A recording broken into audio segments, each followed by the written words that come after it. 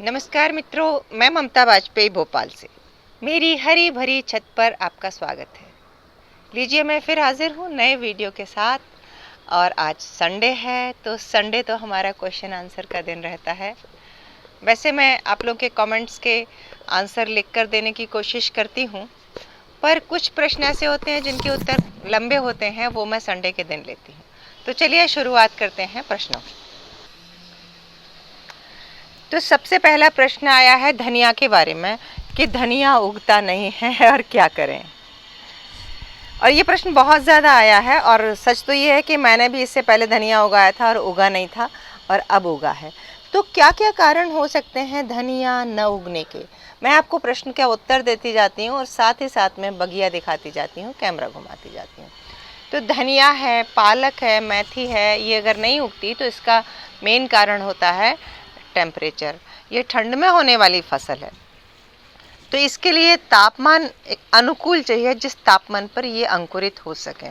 सबसे पहले तो क्या ये 21 डिग्री से 28 डिग्री के आसपास अगर तापमान होता है तो हम इन्हें अंकुरित कर सकते हैं, और ये आसानी से अंकुरित हो जाती हैं। और हम कई बार ये भी करते हैं कि इन्हें अंकुरित करने के लिए हम बुआई करके कपड़े को, ट्रे को कपड़े से ढक देते हैं या पॉलीशीट से ढक देते हैं, तब भी ये अंकुरित हो जाती हैं। लेकिन जब अंकुरित हो गई और उसके बाद जब ये बाहर आती हैं ज़मीन के अंदर, तो हमने टेम्परेचर मेंटेन कर लिया पॉलीथीन ढक के या कपड़ा ढक के, लेकिन जब ये बाहर आती हैं तो बाहर का तापमान इतना ज़्यादा होता है कि ये सर्वाइव नहीं कर पाते, तो मेथी गलने लगती है। और पालक भी उसकी स्लो ग्रोथ हो जाती है, क्योंकि बहुत बार ये प्रश्न आया कि पालक बढ़ नहीं रही है, तो उस पालक की ग्रोथ स्लो हो जाती है। मेथी गर्मी से तप के उसकी रूट जो होती है वो गलती है, और वो वहीं क्यारी में गलने लगती है। और धनिया तो एक्चुअली अंकुरित ही नहीं होता। तो उम्मीद है आपको समझ में आ गया होगा कि जब थोड़ा टेम्परेचर नीचे आ जाए। इसके अलावा एक और कारण हो सकता है कि मेथी अगर गल रही है तो उसमें फंगल इन्फेक्शन हो रहा है, तो हम अधिक मॉइस्चर से मिट्टी में अगर हम नीम खली या एंटी फंगल कोई डालेंगे तो भी गलन की समस्या कम होगी। धनिया में तो मैं एंटी फंगल जैसा कुछ भी नहीं डालती धनिया की मिट्टी में, लेकिन धनिया, मेथी, पालक की मिट्टी जब तैयार करें तो उसमें खाद अच्छा होना चाहिए। गोबर खाद अगर 50-50% रहेगा, मिट्टी और गोबर खाद, तो धनिया, मेथी, पालक बहुत अच्छी होगी, क्योंकि इनको नाइट्रोजन चाहिए होता है, और नाइट्रोजन गोबर खाद में खूब मिलता है। दूसरा प्रश्न मल्चिंग को लेकर आया है। मैंने एक वीडियो बनाया था कि मल्चिंग क्यों करें, मल्चिंग के फायदे और नुकसान और तरीका। तो एक प्रश्न आया है कि अगर मल्चिंग कर दी जाए, जिसमें मैंने बताया था कि धनिया या मेथी की भी मल्चिंग हो सकती है, और मैं अक्सर करती हूँ। तो प्रश्न आया था अगर मल्चिंग कर दी जाए तो गुड़ाई कैसे करें, तो मैं वो बताती हूँ कि कैसे करें गुड़ाई। देखिए, जब हम मल्चिंग करते हैं तो कुछ इस तरह करते हैं। देखिए, गोभी के आसपास जैसे मैंने ये किए, या अजवाइन के बीज डाले हैं मैंने, अजवाइन का पत्ता है ये, या कि मैंने देखिए पपीते के आसपास किए, पपीते के आसपास मैंने मूली की मल्चिंग की है। तो ये मल्टी क्रॉप भी हो जाती है और मल्च भी हो जाता है। तो कहने का मतलब ये है कि मान लीजिए हमने धनिया की, पालक की मल्चिंग की है और गोभी के साथ की है, या किसी ऊंची फसल के साथ नीचे मल्चिंग करते हैं, टमाटर के साथ की है अगर हमने, तो धनिया जैसे 4-4, 5-5 इंच का होगा हम उखाड़ लेंगे, और तब तक गुड़ाई नहीं करना है। इतने दिन में आपका जो टमाटर का पेड़ है वो थोड़े ऊंचा जाएगा। जैसे देखिए, इस टमाटर में मैंने की है मल्चिंग,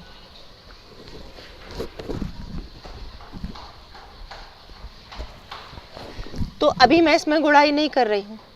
और जब तक ये जो छोटी वाली पौध है जो धनिया की है और जो अजवाइन के पत्ते हैं, वो अगर थोड़े बड़े हो जाएंगे तो हम उन्हें उखाड़ लेंगे और फिर हम गुड़ाई कर सकते हैं। ऐसे ही देखिए, ये मूली है, ये मूली की मल्चिंग की है मैंने, और पपीता है, पपीता के आसपास मैं बिल्कुल गुड़ाई नहीं कर रही हूँ अभी। तो एक चीज़ और समझ लें कि गुड़ाई की कब कब ज़रूरत है। गुड़ाई की बहुत जल्दी जल्दी ज़रूरत नहीं होती। एक बार फसल लगाई है, फसल थोड़ी बड़ी हो जाए तब गुड़ाई करते हैं, बहुत जल्दी जल्दी नहीं करते हम गुड़ाई। जब ऊपर की सरफेस हार्ड हो जाती है तब गुड़ाई करते हैं। तो ये हम मूली उखाड़ेंगे तो नेचुरल गुड़ाई हो जाएगी। तो आसानी से मल्चिंग के साथ हो सकती है गुड़ाई, थोड़ा सा ब्रेक लेकर। अगला प्रश्न आया है कि ट्राइकोडर्मा क्या है और इसका क्या उपयोग है।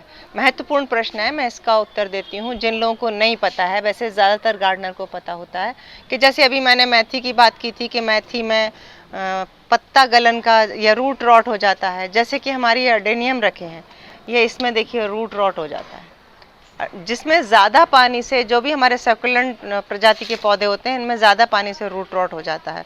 ऐसे दूसरी फसल में भी सड़न का रोग लगता है, फलदार वृक्षों में भी लगता है। तो जो ट्राइकोडर्मा है वो फंगीसाइड है, और फंगीसाइड गलन के रोग को, फंगस को, क्योंकि गलन का रोग तभी लगता है जब फंगस पनपती है, तो ट्राइकोडर्मा फंगीसाइड है और वो उसको सड़न को रोकता है। और वो कैसा फंगीसाइड है? ऑर्गेनिक। ये एक तरह की मित्र फंगस है जो मिट्टी में आसानी से पनप जाती है और ये पाउडर के रूप में आती है।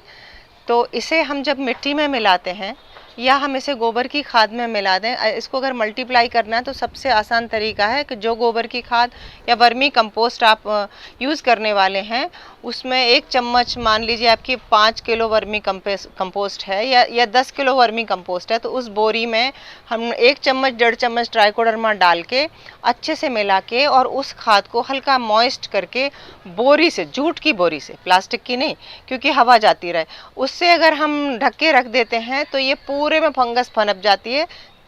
जैसे कि दही का 1 चम्मच और जामन जैसा लग जाता है और पूरे उसमें दही दूध को जमा देता है, वैसे ये पूरे में फैल जाती है। फिर इस खाद को हम मिट्टी में मिलाएंगे, या कि हमने खाद और मिट्टी का सब पूरा मिक्सचर बना लिया और उसमें 1 चम्मच 2 चम्मच ट्राइकोडर्मा डाला, ये ज़्यादा नहीं डलता, और इसको डाल के और फिर पूरी मिट्टी को मॉइस्ट करके और ढककर रख दिया। अगर हमने रख दिया 24 घंटे के लिए अंधेरी जगह में, तो ये पूरी मिट्टी में ट्राइकोडर्मा जो है वो मित्र फंगस फैल जाएगी। फिर हम उस मिट्टी में बीज बोएंगे या उस मिट्टी को हम बागवानी के लिए यूज करेंगे, तो वो हमारे लिए एक अच्छी मिट्टी तैयार हो गई, उसमें फिर फंगस के रोग नहीं लगेंगे। और ट्राइकोडर्मा जब भी खरीदें, इसका ये बहुत जल्दी एक्सपायरी होती है, इसको पनपने के लिए मॉइस्चर चाहिए। अगर मिट्टी पूरी तरह सूख गई, क्यारी की फसल हमने उखाड़ ली, मिट्टी पूरी सूख गई, धूप में छोड़ दी, तो ट्राइकोडर्मा के वो जो भी सूक्ष्म जीव हैं वो मर जाते हैं, सर्वाइव नहीं कर पाते। उनको जिंदा रखने के लिए मॉइस्चर चाहिए ही चाहिए। तो ट्राइकोडर्मा खरीद से समय ध्यान रखें कि आप उसकी एक्सपायरी देख के लाएं, बहुत पुराना ट्राइकोडर्मा न लें।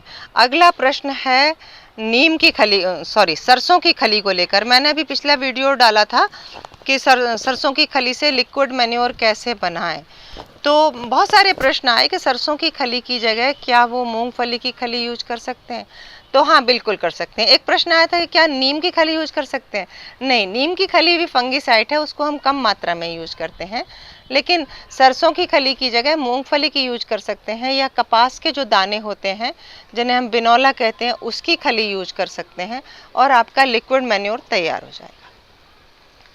तो उम्मीद है कि प्रश्नों के उत्तर मिल गए होंगे और हम मिलते हैं अगले संडे में अगले एपिसोड के साथ।